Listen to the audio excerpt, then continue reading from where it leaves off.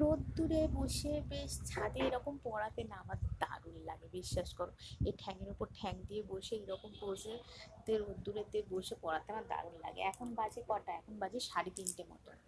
এখন আমি পরমজিৎকে পড়াতে এসেছি, ওই এনজিওতে গিয়েছিলাম, এনজিও থেকে ফিরে আমি মানে খাওয়া দাওয়া ছিল, ওখানে ইনভিটেশন ছিল, খাওয়া দাওয়াটা জাস্ট দারুণ হয়েছিল।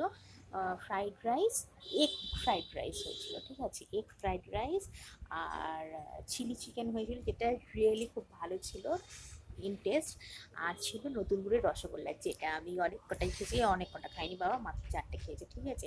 আর একটা স্টুডেন্ট আছে যে মিষ্টি খেতে খুব ভালোবাসে, সে তো মনে হয় 8টা না 9টা খেয়েছে, জাস্ট থিঙ্ক।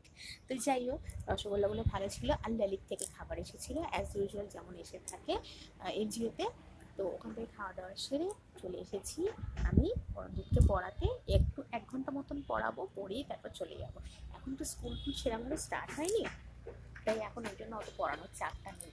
হালকা করেই পড়ানো, তো পড়িয়ে বাড়ি চলে যাবো। তোর বাড়ি গিয়ে যেমন অ্যাজ ইউজুয়াল পড়ানো আছে সেটা পড়াবো, ঠিক আছে। চলো।